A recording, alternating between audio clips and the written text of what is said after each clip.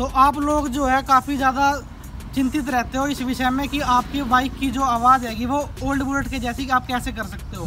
तो old bullet में जो है एक सीटी प्रकार की चीची करके नॉइज़ आती थी, तो उस चीज़ का आज हम सॉल्यूशन लेके आएंगे।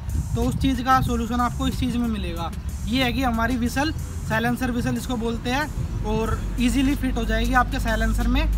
और अब हम इसको आपको साउंड भी सुनाएंगे इसका, और साउंड डिफरेंस भी सुनाएंगे कि इसको लगा के आपकी बाइक में से कैसी साउंड आएगी और हटा के कैसी साउंड आएगी। और अगर आपको ये अपने लोकल एरिया में या आपकी एक्सेसरी शॉप में ना मिले तो आप ये हमसे भी मंगवा सकते हो, हम आपके लिए भेज सकते हैं इसको।